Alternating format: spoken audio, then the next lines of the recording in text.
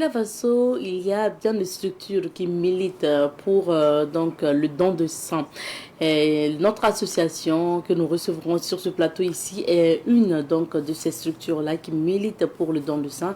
Il s'agit de SOS Sang. Nous recevrons sur ce plateau M. Jean Bosco Zoundi, qui est d'ailleurs le président de cette association, qui va nous parler de don de sang, des opérations de don de sang, mais également de cette crise aux pénuries en lien avec le sang. Il y a eu manque de sang et manque de donneurs lors du mois de carême, ce qui a causé pas mal de dégâts. On va en parler tout à l'heure avec notre invité du jour. Alors aujourd'hui également, nous recevrons la Brigade centrale de lutte contre la cybercriminalité pour développer un sujet en lien avec la cybercriminalité. Madame, Messieurs, bonjour et bienvenue à ce nouveau numéro de l'émission Bonjour le Faso. Merci de votre fidélité à cette émission. Alors, vous aurez, et vous le savez bien sûr, chaque émission démarre avec la rubrique à la découverte 2. Nous partons à la découverte de la caste des forgerons. Aujourd'hui, jingle à la découverte. Caste des forgerons qu'on retrouve un peu partout au Burkina, dans plusieurs ethnies, mais également hors du Burkina, donc dans l'Afrique. Nous partons à la découverte de cette caste-là et aujourd'hui, on vous propose de suivre le témoignage d'un doyen qui est lui-même un forgeron qui a pratiqué la forge. On écoute et on revient.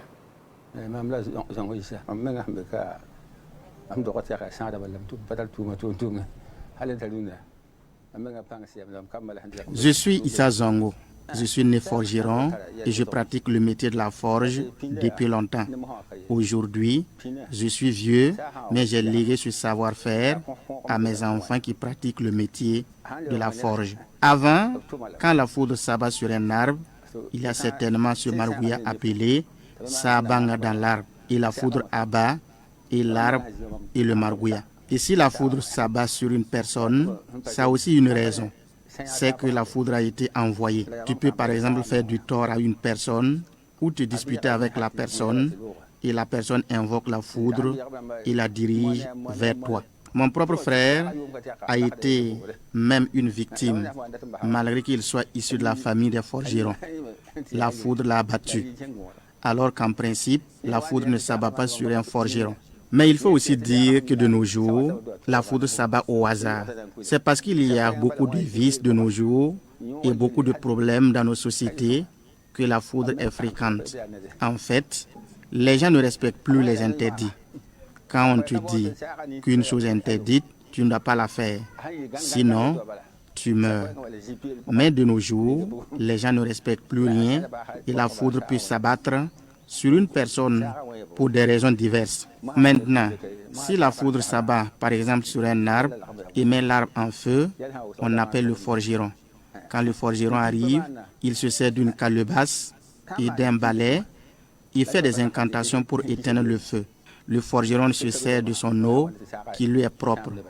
Notons que lorsque le forgeron éteint le feu, le bois de cet arbre ne doit pas être utilisé pour la cuisine. Raison pour laquelle le bois de cet arbre foudroyé est souvent brûlé sur place pour éviter qu'une femme s'en serve. Si une femme cuisine avec le bois d'un arbre foudroyé, elle risque d'accoucher un enfant malade. Il faut encore faire recours au forgeron pour soigner cette maladie. En général, quand la foudre s'abat dans les villages, c'est une foudre envoyée. Mais quand c'est en ville, c'est à cause des vices dont j'évoquais tout à l'heure. On voit souvent la foudre s'abattre sur les téléphones portables. C'est parce qu'il y a quelque chose dans le téléphone qui attire la foudre. Souvent, quand tu déconnes seulement, on envoie la foudre en pleine saison sèche t'abattre. Dans ce cas aussi, le forgeron vient faire ce qu'il a à faire avant qu'on enterre le foudroyé. Mais il faut noter que tu peux envoyer la foudre sur quelqu'un et cette personne se sert de ses pouvoirs pour te la renvoyer. Dans ce cas d'espèce, il faut rapidement rediriger la foudre vers un arbre Sinon, la foudre que tu as envoyée peut revenir t'abattre. Le forgeron se contente d'arrêter la foudre ou de demander pardon sans pour autant indexer le coupable. Lorsque la foudre s'abat sur une personne, même si c'est une personne de ta famille, tu dois faire appel au forgeron. Ne jamais vouloir récupérer votre corps, sinon la foudre peut s'abattre sur toi également. Donc, le forgeron joue le rôle du médiateur.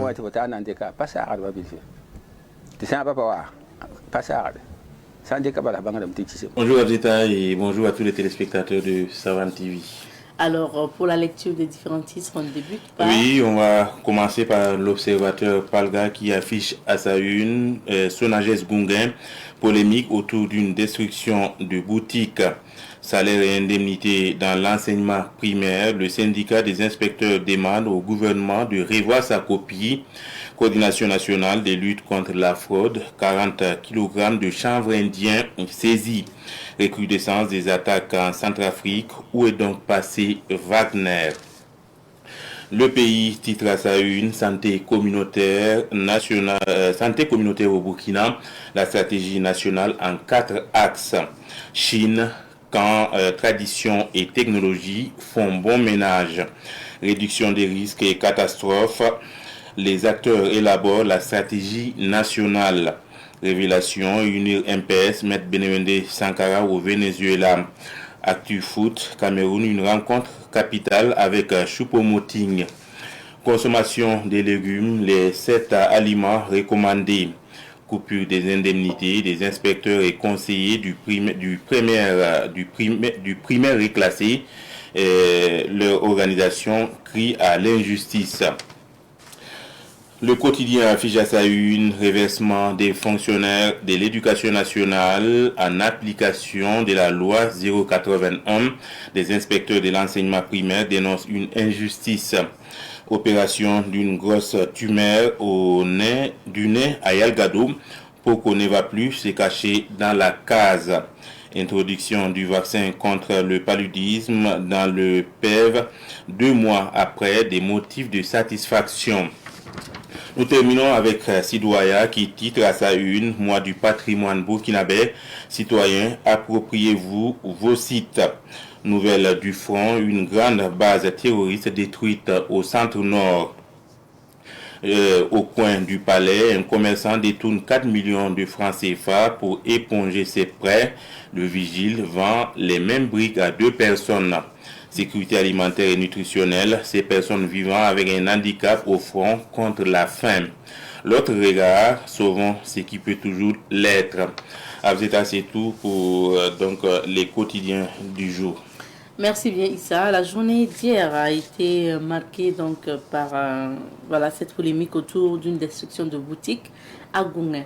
Oui, effectivement, c'est devant le siège donc de la Sonagès à Gunguin que les commerçants qui sont donc aux alentours de ce siège ont été déguerpis par la police municipale, bien sûr à la demande de la Sonagès qui, selon le journal L'Observateur Palga, la Sonagès voulait en fait construire le mur, reconstruire, j'allais dire, et elle a demandé donc à la police municipale de procéder donc au déguerpissement de ces boutiques-là. Et en fait, les commerçants n'étaient pas d'accord parce qu'ils avançaient des arguments comme quoi ils avaient demandé un délai de plus de 3 mois pour pouvoir trouver donc un autre emplacement pour pouvoir installer leur boutique. Mais à leur grande surprise, la police municipale a procédé donc de façon un peu plus prématurée.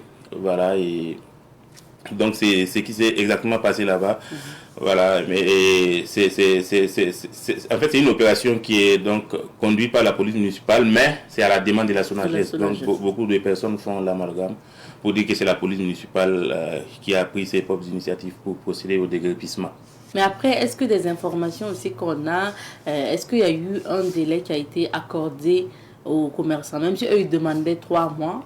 Est-ce qu'au moins, même si on ne pouvait pas leur accorder les 3 mois, est-ce que quand même il y a eu un délai pour leur demander, allez, à partir de cette semaine, vous avez 1 mois pour déguerpir? Oui, effectivement, ils avaient, selon en tout cas leur explication, ils avaient demandé un délai pour pouvoir trouver un autre coin.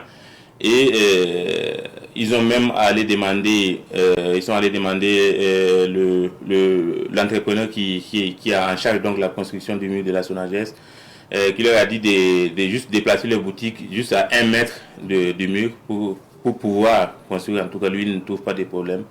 Et à leur grande surprise, ils ont découvert que la police municipale est venue déguerpir alors que le délai de 3 mois n'était pas arrivé à échéance. Ça, c'est leur explication. On verra de l'explication des autres. Parce qu'après, souvent aussi, la réalité, c'est qu'on donne des délais. Après, les gens traînent encore pour voir s'ils ne vont pas renoncer. Bien sûr. Surtout que quand il y a un problème comme ça entre des institutions, Sonagès, police municipale, donc certainement il y a une incompréhension quelque part. Et les commerçants concernés, justement, ça peut être ça. Sinon, rien ne peut justifier cela. Et ce n'était pas que les commerçants aussi de Gourmet qui ont donc vu leur boutique un peu déguerpie. Il y a eu une opération similaire, cette fois-ci à Sissin. À Sissin, cette fois c'est devant le siège de la Sonabel et à Gounguin également, Sonabel Gounguin. Ok. Voilà, il y a eu les deux sites, les commerçants qui sont aux alentours ont subi également le même sort que les commerçants qui sont devant le siège de la Sonagès. Et bon, là également, c'est pratiquement le même scénario. Ils avaient demandé 3 mois pour pouvoir se réinstaller ailleurs. Et la police municipale a procédé donc au déguerpissement. C'est pratiquement le même scénario. Voilà. Moi, j'ai regardé en fait des témoignages aussi de femmes qui disaient naturellement qu'il y a eu des dommages.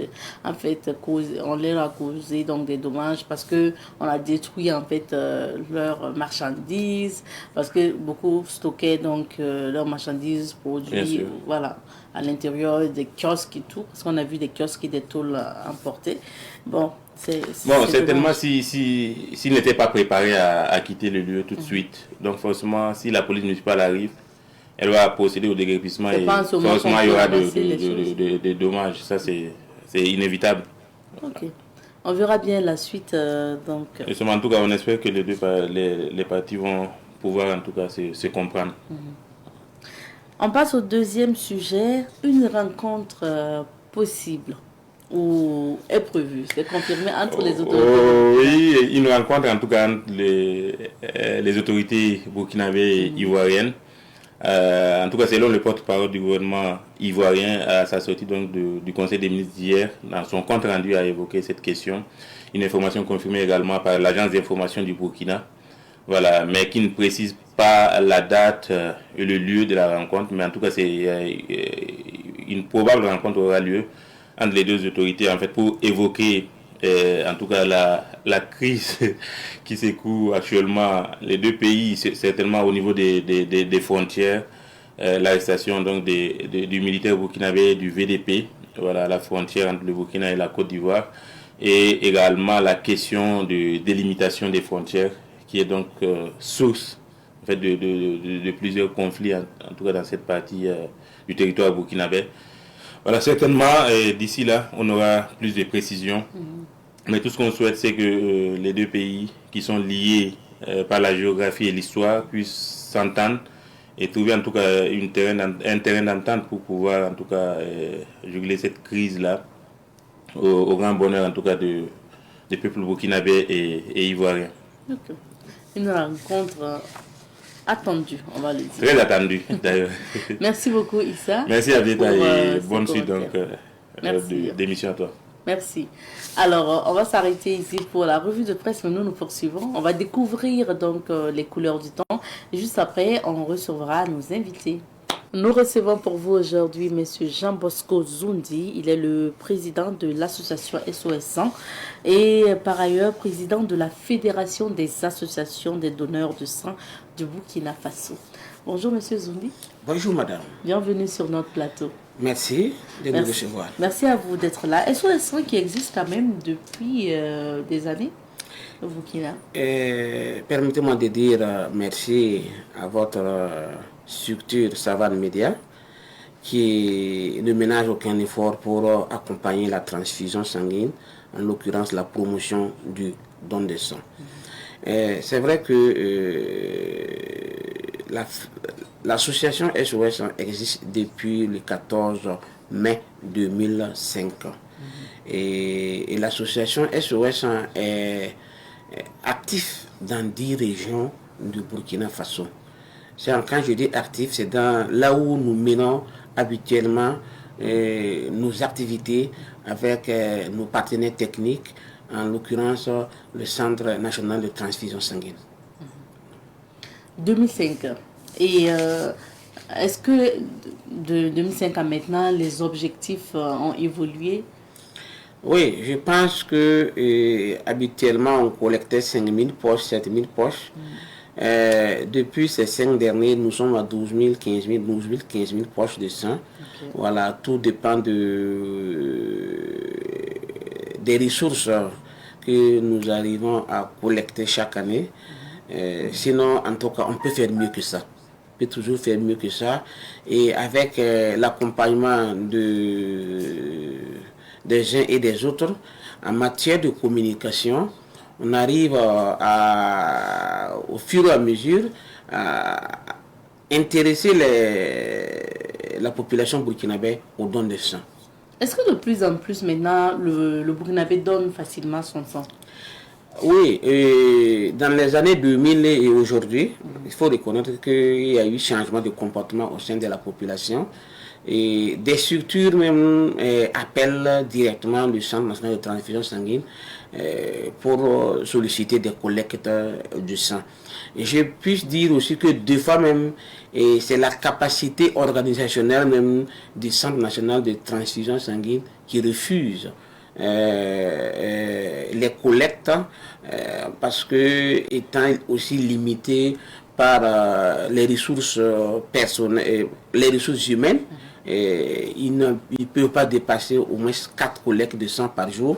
Ça fait que des fois des collectes de sang sont reportées. Sinon, je pense que les différentes structures et personnes aussi s'adhèrent au don de sang par rapport aux années précédentes. Et parlons justement du Centre national de transfusion sanguine ou de ces détachements. Comment vous collaborez, vous qui êtes une association qui mobilise des donneurs? Il faut dire que, comme je l'aime dire, nous sommes embarqués dans le même bateau. Parce que d'abord, avant d'être association, nous sommes d'abord des donneurs de sang. Donc, c'est notre maison commune à nous tous. Et c'est parce qu'on s'est vu que, étant donneur de sang, on ne répond toujours pas à la demande des malades que nous sommes constitués en association. Et je puis vous dire que nous travaillons en parfaite harmonie avec le Centre national de transfusion sanguine, puisque chacun sait quel rôle il joue dans la partie. Nous nous occupons de la mobilisation sociale, de l'organisation de l'activité.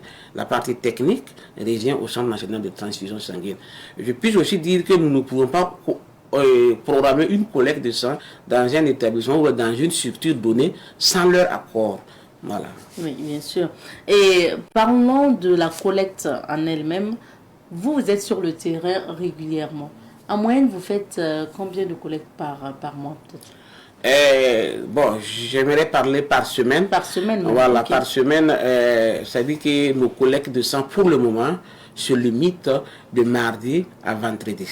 Ah oui. Mardi à vendredi. Quand même, voilà, de mardi, chaque jour, mardi à vendredi, on a au moins minimum une collecte de sang.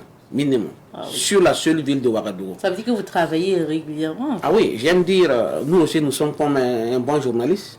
Quand un journaliste se lève le matin, il court derrière l'information. Voilà. Donc, quand nous aussi, on se lève le matin, on a notre planning qui est là et que, à l'heure actuelle, quand les élèves sont là, nos programmes se focalisent sur les élèves qui constituent 70% de nos donneurs de sang selon le Centre national de transfusion sanguine. Pour dire que après maintenant les vacances, maintenant que nous réorientons encore nos activités dans d'autres domaines publics. Maintenant, et généralement, comment vous organisez les collectes? Quand vous décidez, par exemple, de venir au sein d'une structure pour organiser, comment ça se passe concrètement? C'est vrai qu'organiser une collecte de sang dans des structures publiques et privées, en dehors des établissements, n'est pas chose facile. Il faut toujours anticiper les choses. quand c'est dans un établissement, un établissement public ou privé, hein, en espace d'une semaine seulement, tout est déjà ficelé, sensibilisé, puis il n'y a pas de problème. Mais si c'est dans un service public, comme je prends Savane Média, il faut toujours anticiper 1 mois en avance. Il faut de commun accord avec le centre de transfusion sanguine. Nous allons adresser une correspondance au premier responsable et il faut poursuivre pour savoir qui le courrier a été affecté, pour qu'eux aussi regardent dans leur programme est-ce que ça les convient, tout ça là. Donc ça fait que nous allons rentrer bientôt dans la période dite difficile. Voilà, la période là où les élèves ne sont pas là, la période les là, vacances, voilà les vacances, là où encore le paludisme s'installe à cause de la saison pluvieuse. Et le ministère de la Santé nous a interpellés la semaine passée pour dire que la dengue va revenir cette année. Et il faut qu'on ait encore d'autres plans de communication, de stratégie, de mobilisation. Donc, c'est pas chose facile. Ah. C'est pas chose facile. Récemment, on a passé la période de Ramadan aussi. Et ce qui nous revenait, c'est que pendant Ramadan, il y avait une baisse en don de sang. Oui, il faut reconnaître que cette année, le mois de Ramadan a été au moins particulier parce que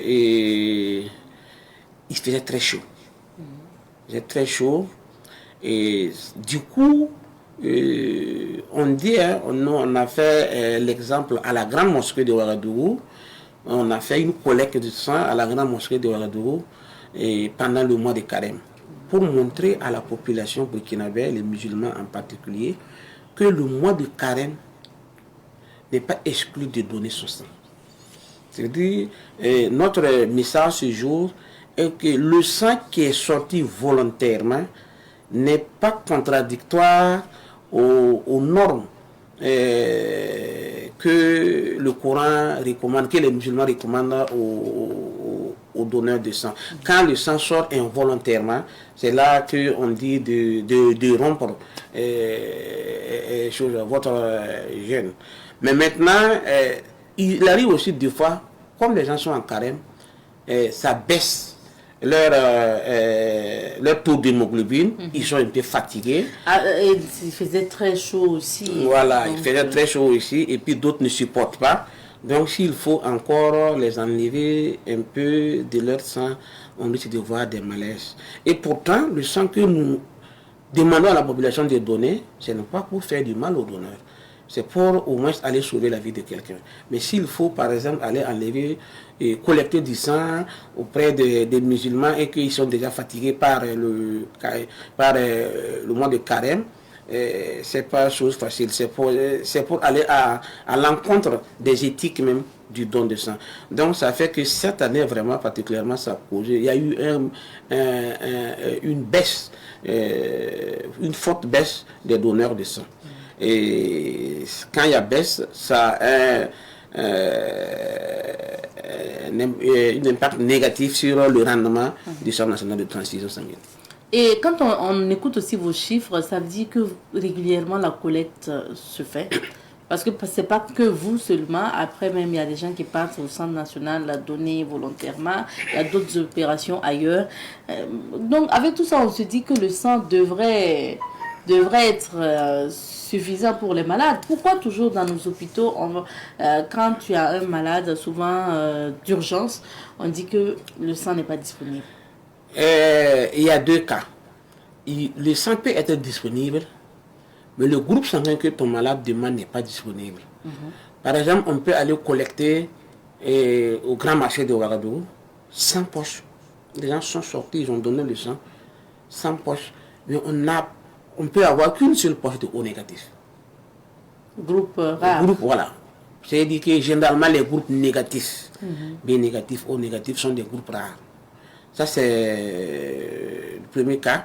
Et deuxième cas aussi, il faut reconnaître que selon les normes que l'OMS, qui est le garant de la chose, recommande que selon le pourcentage de la population, il y a un certain nombre de poches qui doivent être collectés. Sur une population, par exemple, de 22 millions, comme le Burkina Faso, par exemple, et l'OMS recommande au Centre national de transfusion sanguine pour être autosuffisant en produits sanguins et qu'on zéro décès, il faut 250 000 poches de sang collectées par an. Par an? Par an. Pour le Burkina Faso, 250 000 poches de sang par an. Et si je me réfère aux résultats de l'année passée, le Centre national de transfusion sanguine, sur l'ensemble du territoire national, a collecté 130 000 poches de sang. C'est la moitié. Voilà. Les 130 000 poches de sang ne veut pas dire que le CNTS ne peut pas dépasser ça. C'est selon le budget que l'État burkinabé a mis à la disposition du Centre national de transfusion sanguine qui est transformé en objectif. Voilà, c'est-à-dire que quand vous voyez dans les 130 000 poches de sang, il y a la masse, ça veut dire qu'il faut enlever là-bas. Il y a par exemple le matériel consommable, il y a l'équipement, tout ça, ça fait que la transfusion sanguine vraiment a besoin d'un grand support, d'un grand... bon. Est-ce que vous êtes en train de nous dire, M. Zoundi, que si on avait les moyens matériels et financiers, on peut par an là, pouvoir réunir les plus de 200 et assurer le zéro décès par manque de sang? Oui, affirmatif. Si par exemple, on avait les moyens de notre politique, pour sensibiliser les gens et aller collecter le sang, je pense qu'on pouvait avoir au minimum les 200 000 poches de sang. Ah oui, donc voilà. c'est les deux aspects alors. Voilà. Sensibiliser pour faire des opérations de sensibilisation, mais également et puis au moins c'est le matériel, ressources humaines, oui. Et puis ressources financières pour pouvoir au moins mener à bien les activités. Voilà. Bien noté. On va parler maintenant de l'actualité. Je le disais, vous êtes le président de la Fédération des associations des donneurs de sang. Pourquoi une fédération, M. Zoundi? Et il faut reconnaître qu'il y a plusieurs associations des donneurs de sang au Burkina Faso, et réparties dans les 13 régions. Et il était arrivé à un moment donné qu'il faut toujours fédérer les énergies et parler le même langage, et avoir au moins un seul répondant juridique au niveau des politiques, au niveau national ou international, pour pouvoir bien mener et coordonner nos activités en matière associative. Et il faut reconnaître que quand on est seul et quand on est deux, ce n'est pas la même chose. Voilà. Voilà pourquoi vous êtes mis ensemble. Oui. Et pour quel objectif? Et l'objectif est de travailler à mobiliser des ressources humaines pour appuyer les associations membres de la Fédération des associations des donneurs de sang. L'objectif aussi est de travailler à communiquer davantage sur le don de sang sur toutes les 13 régions. Voilà. Vous avez d'abord organisé une conférence de presse, c'était samedi dernier, pour lancer les activités de la nuit du donneur de sang. Comment la conférence s'est passée? Je remercie parce que votre média était partie prenante. Ils sont venus nous accompagner pour relayer l'information. C'est vrai, l'idée de la nuit du donneur de sang est venue au sein de la fédération depuis 2019. Mais avec l'avènement du Covid-19, le ministère de la Santé n'était pas favorable à regrouper des gens pour pouvoir au moins de tels événements. Et cette année, nous avons eu l'accord des premiers responsables du ministère de la Santé pour au moins nous accompagner dans l'organisation de cette activité. Et notre objectif, c'est d'abord de rendre hommage aux grands donneurs de sang. Il faut reconnaître qu'il y a des gens qui ont plus de 100 dons, qui ont été décorés. Et c'est le moment encore. Il n'est jamais du trop, quoi. Voilà. Donc, notre objectif, c'est de rendre hommage à ces grands donneurs de sang. Et aussi comme c'est la journée mondiale, que nous profitons pour organiser cette nuit. Il y a des gens aussi qui, malgré le peu qu'ils ont, ils acceptent aussi d'accompagner l'activité de la promotion et de la collecte de sang. C'est ces moments encore pour au moins rendre un vibrant hommage aux partenaires qui accompagnent l'activité de la collecte de sang. Pour nous aussi, ça sera encore... ce sont ces grands moments puisque nous comptons sur la place avoir au moins 2 antennes pour que l'activité puisse se passer en direct. C'est notre manière encore de communiquer plus encore sur le don de sang. Ce sera encore l'occasion pour appeler les gens à la générosité, à souscrire sur place pour accompagner l'activité de la collecte de sang. Parce que je disais tantôt, c'est la période difficile qui va arriver. Donc, avec ces moyens que nous aurons encore récoltés, ça pourrait au moins booster au moins l'activité de la collecte de sang.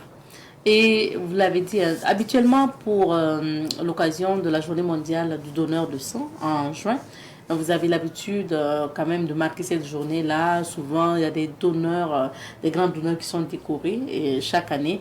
Et cette année, vous décidez de faire la nuit du donneur de sang, lors de laquelle on va récompenser ou en quelque sorte reconnaître en tout cas le mérite de ces donneurs, de ces grands donneurs-là.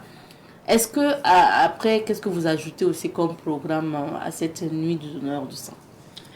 À cette nuit du donneur de sang, comme je disais tantôt, en dehors de rendre hommage aux donneurs de sang, il y a les différents partenaires. Il faut reconnaître qu'on a invité aussi des artistes pour venir tenir en haleine ceux qui vont répondre présents à notre soirée.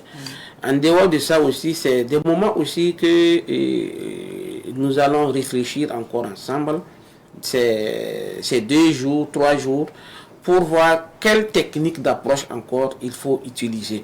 Parce que c'est pas pour rien qu'il y a une fédération. De la manière dont je m'approche à quelqu'un qui est à Gawa et à Ouagadougou, ce n'est pas la même chose. Donc nous allons d'une manière et d'une autre réunir au plan national des différents représentants de différentes structures pour au moins des moments d'échange et puis aussi donner d'autres informations par d'autres techniciens aussi pour pouvoir au moins galvaniser au moins ceux qui mouillent chaque jour le maillot pour pouvoir au moins récolter le sang au bonheur de la population. Maintenant, pour la nuit aura lieu quand encore, vous savez? La nuit aura lieu le lendemain de la journée mondiale du donneur de sang. La journée mondiale du donneur de sang, c'est le 14 juin. Donc, la nuit des donneurs de sang aura lieu le 15 juin au pavillon Soleil Levant du CAO à 21h.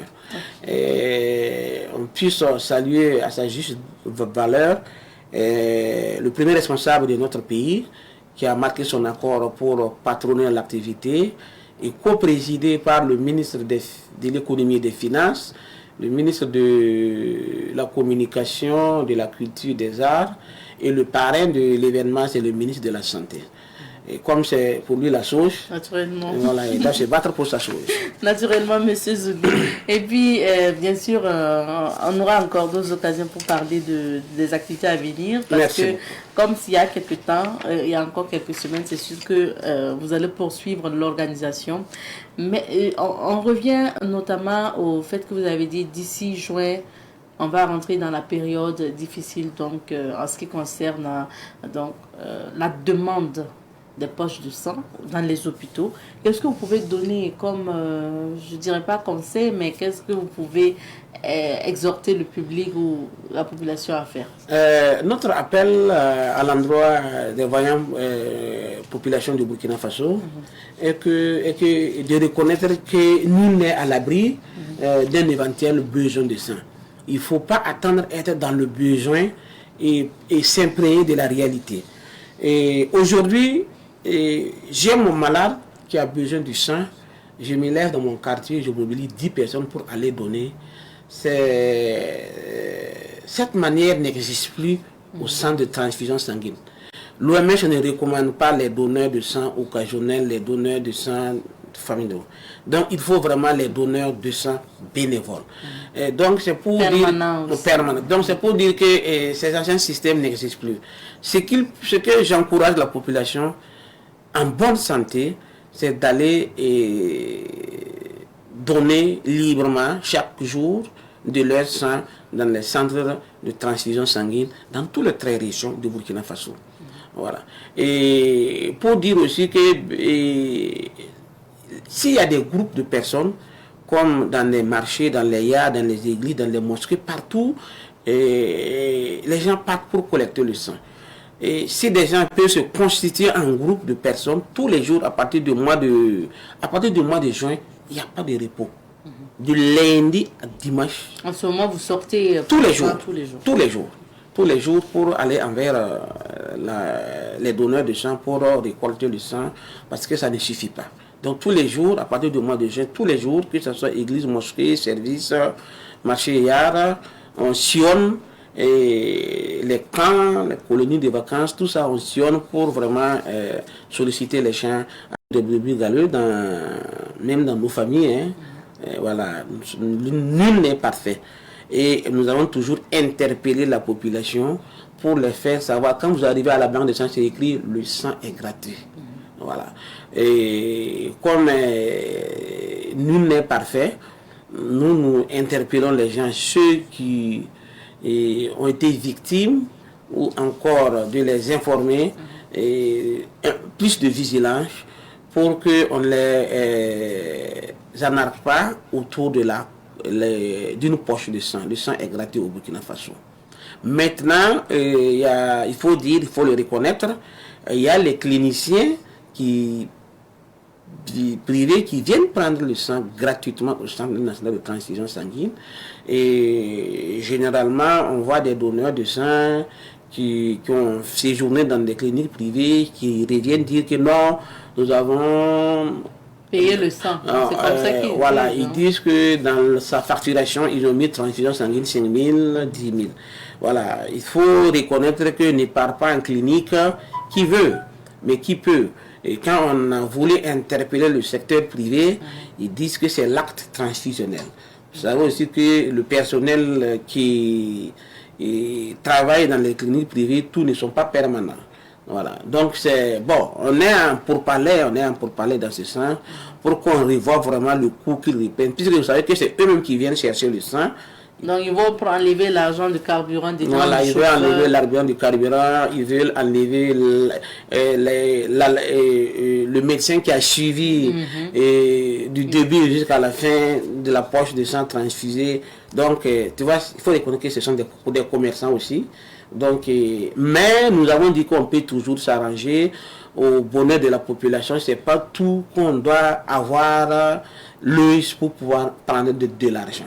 Parce que nous qui donnons le sang, nous nous sommes déplacés librement pour aller donner le sang. Nous n'avons pas pris 5 francs avec qui que ce soit. Donc, c'est sur ça que je voulais juste donner un peu d'éclaircissement. Sinon, dans toutes les formations sanitaires publiques, le sang est gratuit. Merci bien. Merci beaucoup, madame. Un mot de fin avant qu'on se dise au revoir. C'est de rassurer les gens que au Burkina Faso, le don de sang est gratuit.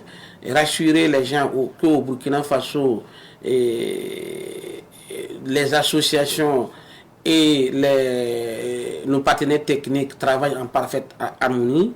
Et rassurer aussi les gens que le matériel que le Centre national de transfusion sanguine utilise est vraiment du matériel qu'il faut et qui rentre dans les normes de la transfusion sanguine, et que bon, maintenant laisser les préjugés, les gens qui découragent les gens, j'aime dire, ceux qui parlent mal de nous, c'est eux qu'on va nourrir, on les retrouvera devant nous, on ne le souhaite pas. On dit que personne n'a souhaité être malade.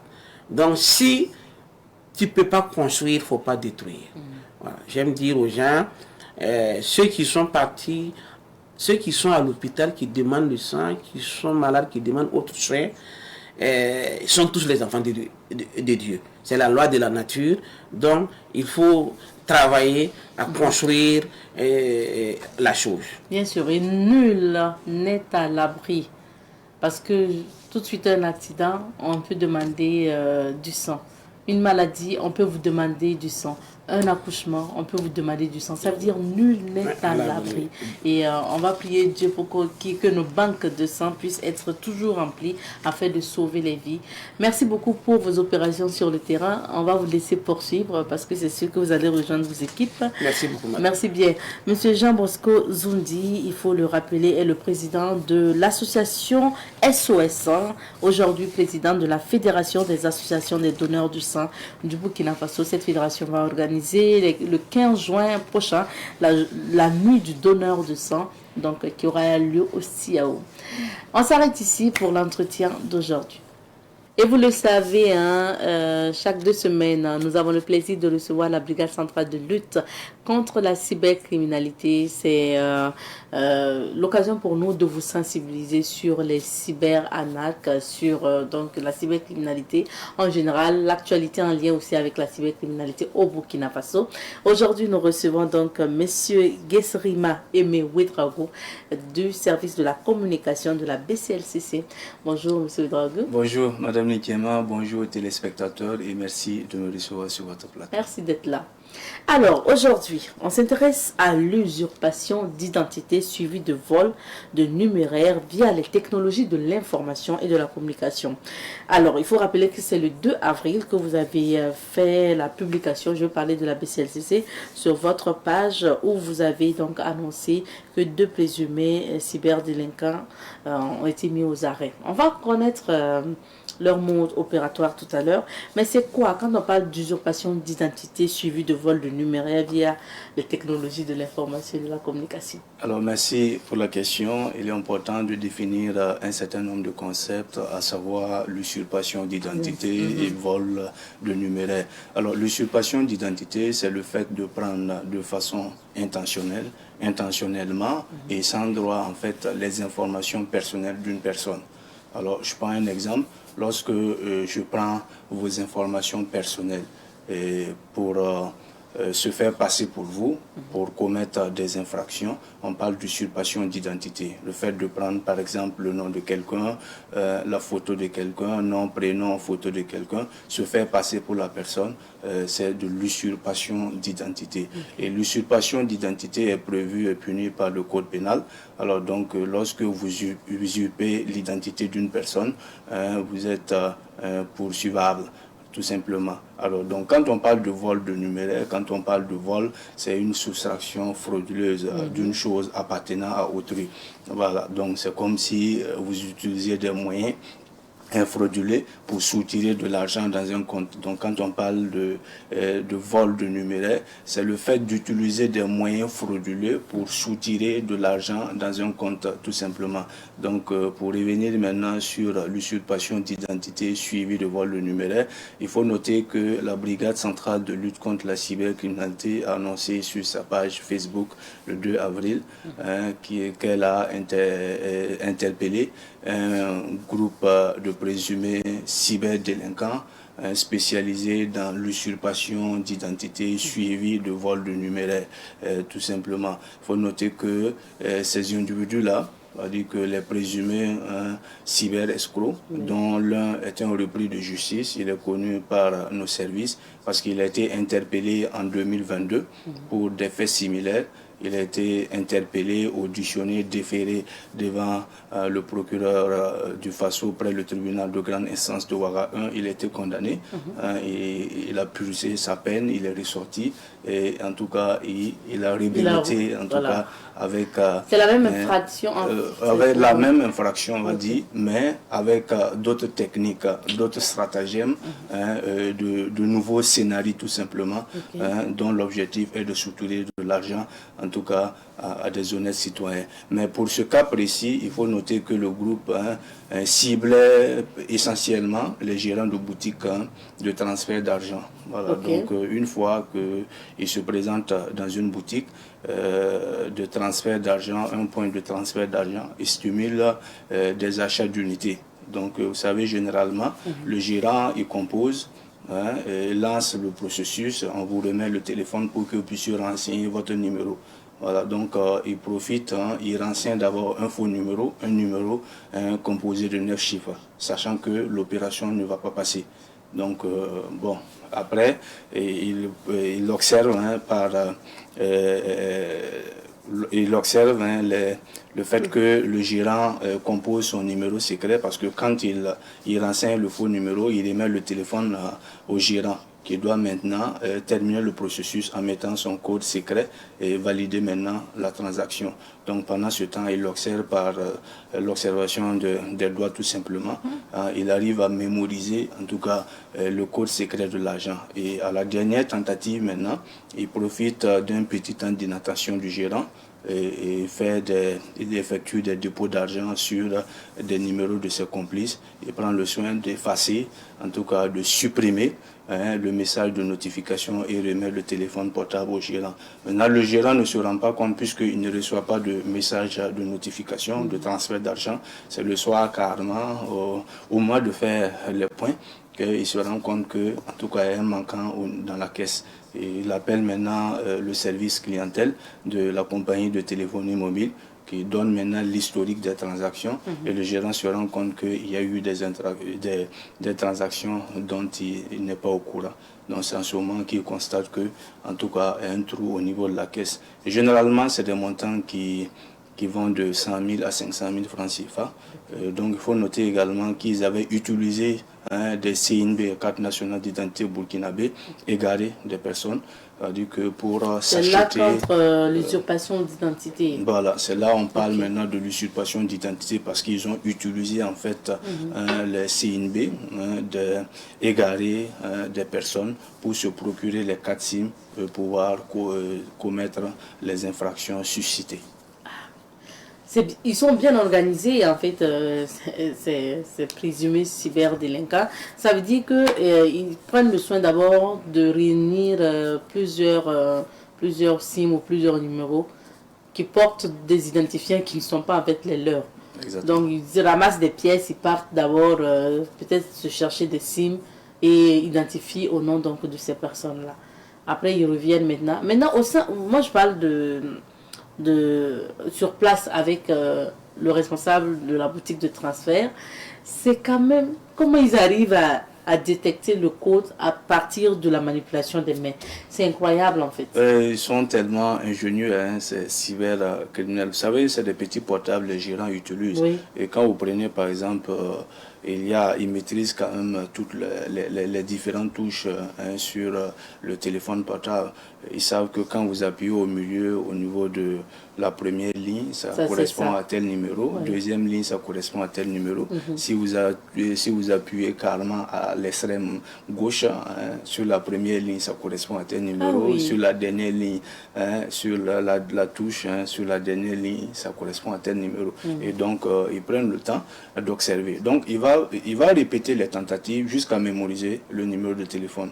Voilà, donc il peut d'abord, s'il n'arrive pas à mémoriser, il va demander encore un autre transfert, c'est-à-dire qu'un autre achat d'unité, jusqu'à mémoriser le code secret de l'agent. Ah oui, parce que moi je n'arrive pas à visualiser. Si ils viennent dire qu'ils veulent s'acheter des unités, donc bien sûr vous leur donnez le numéro pour... mais après comment ils font pour s'envoyer de l'argent au lieu des unités? Alors, vous savez que généralement les gérants des boutiques de transfert d'argent utilisent le même téléphone pour le transfert d'unités et pour les transferts d'argent. Et donc généralement c'est les mêmes codes en fait.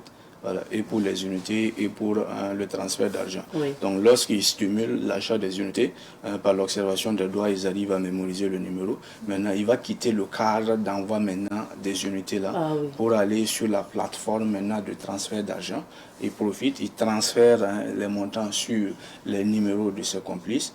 Et maintenant, il prend le soin de supprimer, d'effacer tout simplement le message de notification. Ils sont tellement organisés, ils sont tellement forts et ça va tellement vite que le gérant ne se rend pas compte qu'il y a eu quelque chose. Mais c'est qui va venir s'arrêter devant toi, te voler en fait. Ouais, te voler. Voilà. C'est ça on appelle le vol de numéraire. En fait, on a soustrait de façon frauduleuse de l'argent dans un compte. Voilà, donc comme annoncé, j'avais dit que en fait, le vol c'est une soustraction frauduleuse d'une chose appartenant à autrui, selon le code pénal. Ok, maintenant pour revenir à votre travail, comment vous êtes arrivé, en fait, c'est parti d'où pour que vous arrivez à épingler ces Alors, ces très deux belle individus? question. Il faut noter que tout est parti en fait des dénonciations des gérants de boutiques de transfert d'argent. On a reçu d'abord des plaintes liées à cette affaire.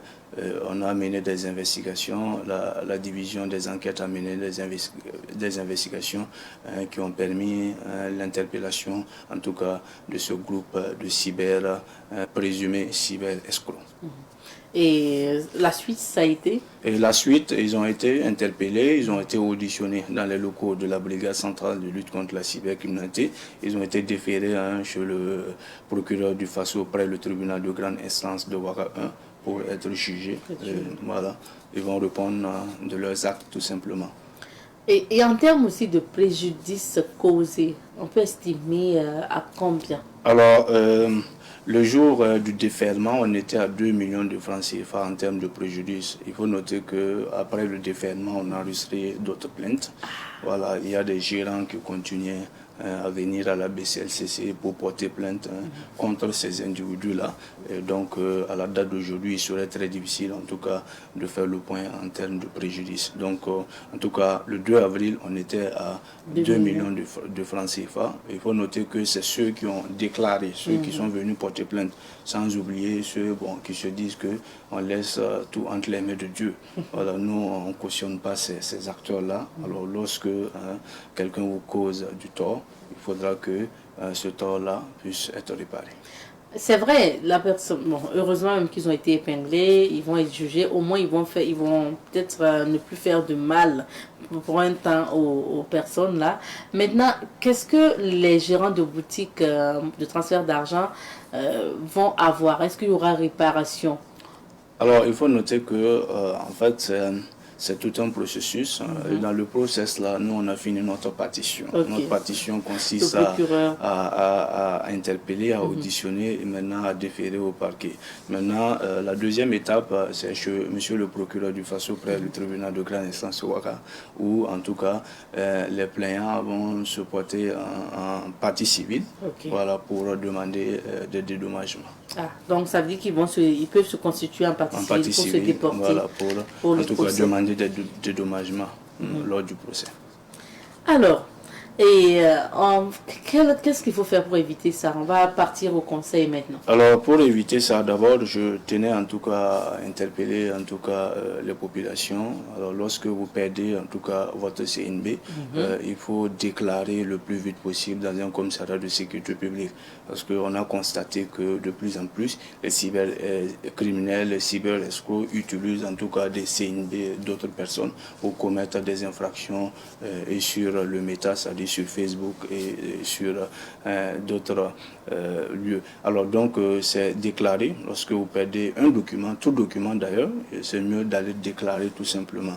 Voilà. Et également ceux qui font les photocopies au niveau des secrétariats publics, lorsque en tout cas la copie n'est pas bien assortie, c'est mieux de déchirer en petits morceaux. C'est très important parce que le soir, ils font le tour en tout cas des bacs à ordures, ils ramassent les photocopies qu'ils vont utiliser pour se procurer des cartes SIM, voilà, pour commettre ces infractions-là. Et maintenant, quand les investigations commencent, on arrive on va vous épingler comme ça, on vient vous interpeller, voilà, comme disait quelqu'un, on vient vous prendre comme un féticheur.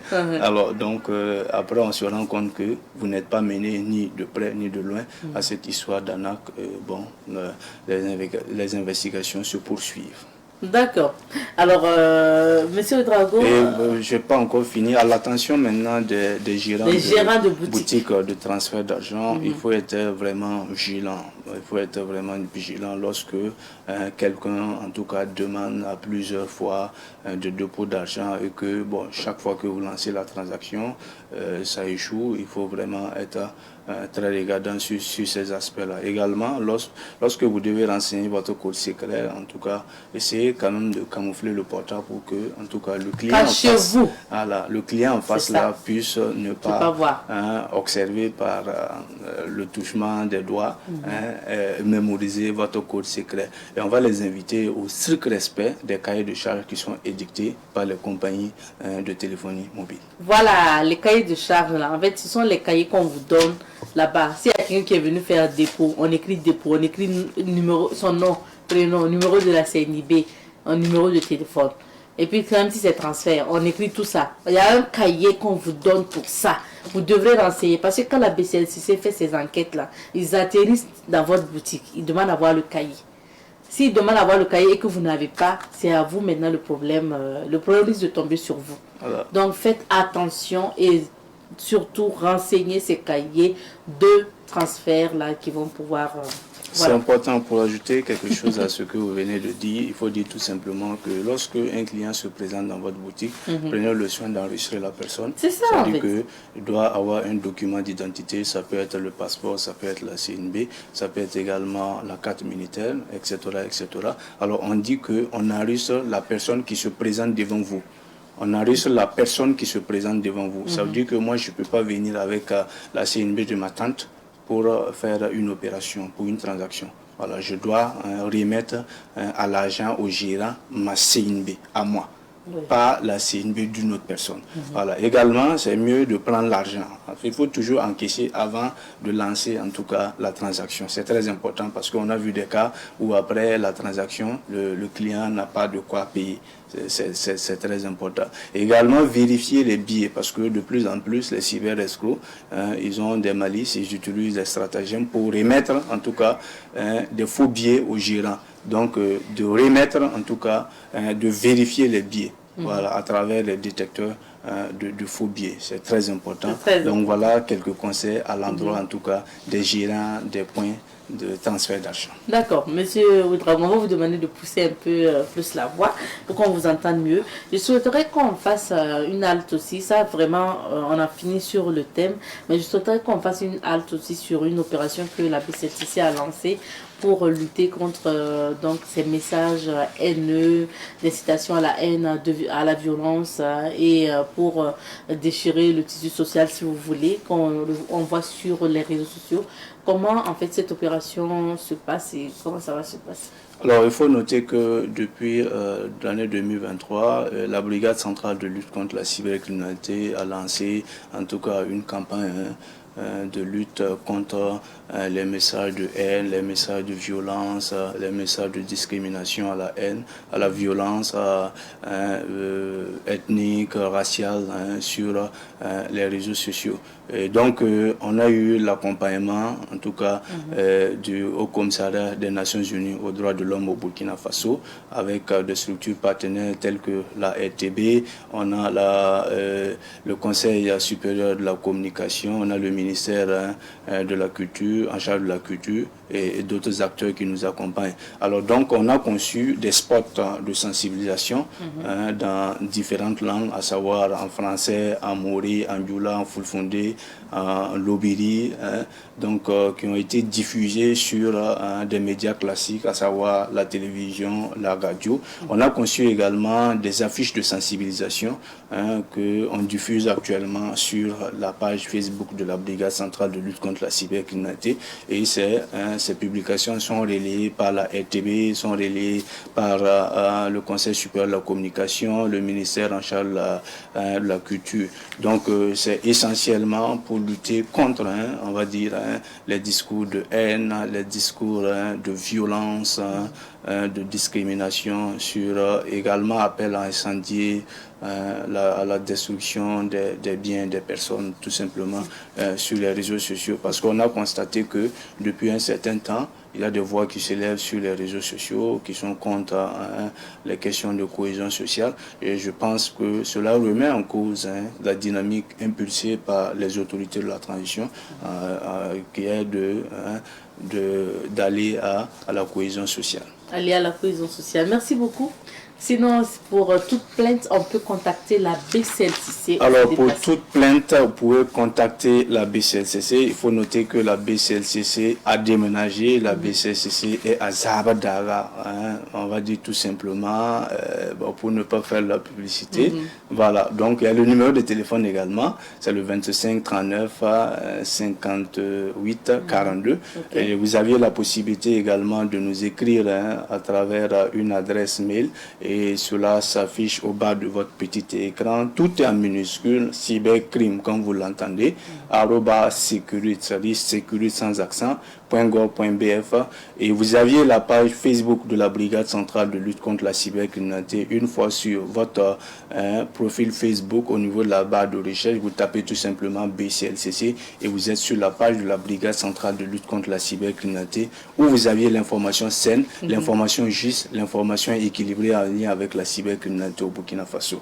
Pour terminer, Madame Nikiema, votre sécurité numérique, notre mission, on se dit à jeudi sur prochain pour un autre numéro, une autre thématique en lien avec la cybercriminalité.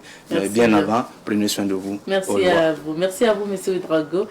Prenez soin de vous. À la suite de M. Ouedraogo, je me permets de vous donner également ce conseil. Prenez soin de vous malgré tout et surtout, attrapez bien votre travail parce que c'est ça qui va vous faire vivre tout simplement. Inch'Allah, on se retrouvera demain vendredi pour le dernier numéro de la semaine de Bonjour le Faso. Portez-vous bien et faites du bien autour de vous. C'est important. Allez, que